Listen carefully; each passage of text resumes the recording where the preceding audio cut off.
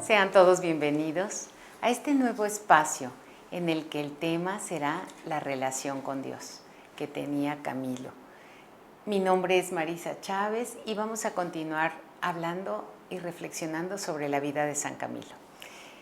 Recordamos los temas que hemos escuchado anteriormente, cómo es el cuidado que daba Camilo a los enfermos con este amor de madre. Hizo una escuela de caridad, daba un cuidado integral a los enfermos. Todo esto, ¿cómo es que logró hacer todo esto? Y pensamos, pues, por esta relación que tenía con Dios. Pensamos, ¿cómo pudo hacer tanto? Pues sí, porque se puso a la escucha. ¿Cómo era su relación con Dios? Era una relación de confianza, de gratitud, de escucha.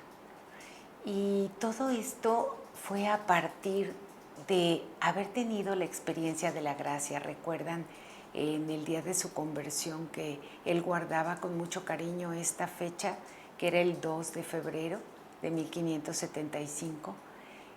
Lo guardaba con mucho cariño porque transformó totalmente su vida, esta experiencia de la gracia de Dios.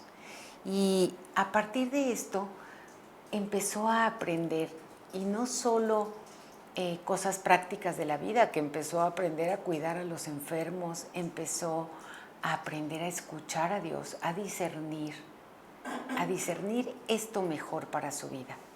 Y bueno, en este camino de discernimiento y de escucha de Dios, hubo dos textos que son pilares en la espiritualidad de Camilo. Una que es el buen samaritano, y él quería ser el buen samaritano para el enfermo. Y también reconocía a Cristo crucificado en la persona que sufre. En una palabra, quería ser Jesucristo para la persona que sufre y servir a Jesucristo en quien sufre. Esta es la espiritualidad de Camilo. Y él, ante esta palabra de Dios, recuerda que el buen samaritano le dice Jesús al que le pregunta sobre cómo ganar la vida eterna, le dice, ve y tú haz lo mismo. Pues esto es lo que Camilo quiso hacer, ir a hacer lo mismo, tener misericordia como la tuvo el buen samaritano. Y entonces él se identificaba con Cristo misericordioso hasta hacerse testigo del gran amor de Dios por los enfermos. Y su espiritualidad era una espiritualidad de amor, de un amor que se dona sin evitar sacrificios, una espiritualidad también activa y dinámica.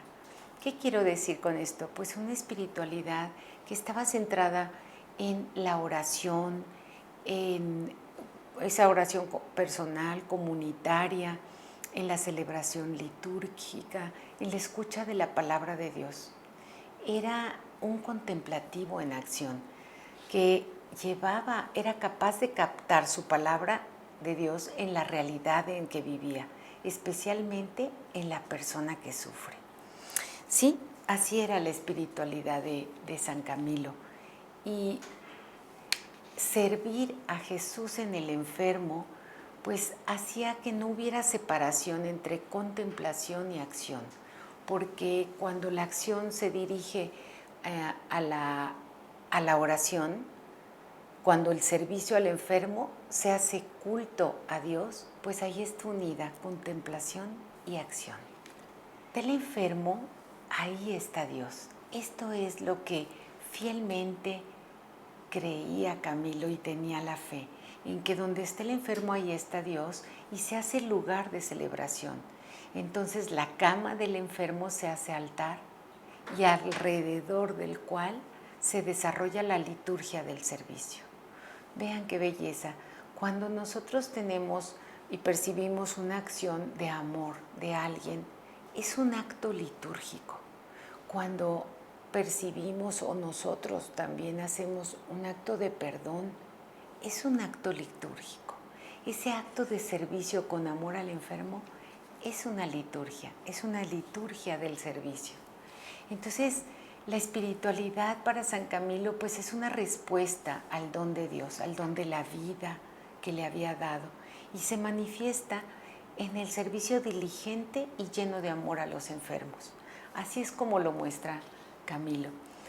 Y recuerdan que Jesús en su palabra nos enseña que Él se identifica con cada uno de nosotros.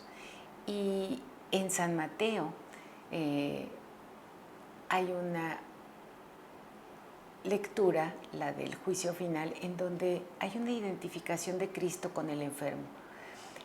Y las palabras de Jesús mismo dicen: vengan benditos de mi Padre, porque estuve enfermo y fueron a visitarme.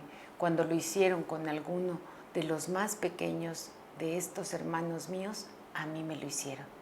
Jesús se identifica con cada uno de nosotros, y Camilo así lo percibe, y así lo capta, y así lo vive. Entonces nos enseña que ese cuidado al enfermo es ese cuidado al mismo Jesús que habita en cada una de las personas. Y era tanta veces la fe de Camilo que no veía diferencia entre la persona de Cristo y la del enfermo, y le pedía al enfermo perdón por sus pecados. Camilo realmente tenía un estilo de vida que estaba todo orientado hacia la caridad. Su relación con Dios era una relación con la Trinidad, era de diálogo con el Padre por medio de Jesús su Hijo, en cuyo nombre servía a los enfermos, y se dejaba guiar por el Espíritu de Dios. Este dejarse guiar por el Espíritu de Dios era una característica de Camilo, y él insistía en que se necesitaba estar atento a las inspiraciones del Espíritu Santo, y que el cuidado de las cosas temporales no fueran obstáculo para el espíritu ni para la caridad al prójimo. Que tuvieran cuidado en esto. La celebración eucarística era central en su espiritualidad, ya que manifestaba este misterio pascual, en el cual él recordaba este hecho de Cristo que se entrega por nosotros hasta las últimas consecuencias.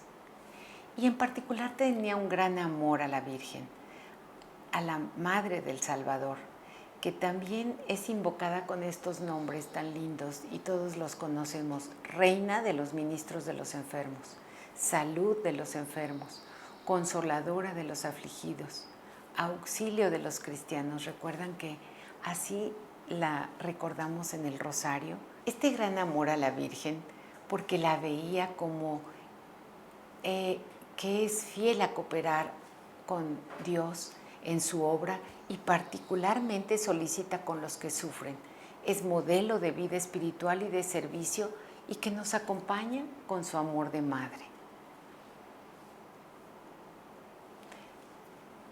Le parecía que era muy difícil que un alma pudiera amar perfectamente a Dios, no amando también a su prójimo.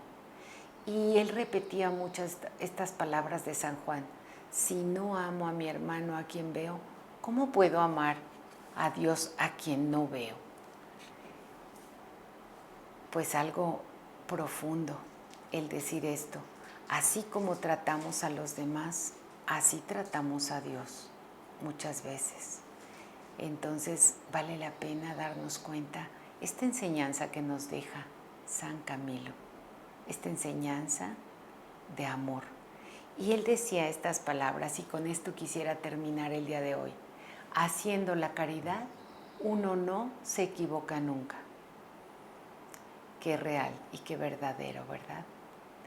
Bueno, pues quedémonos con estas palabras de San Camilo, y los invito a que continúen en la última sesión de esta secuencia que hemos tenido sobre la vida de Camilo.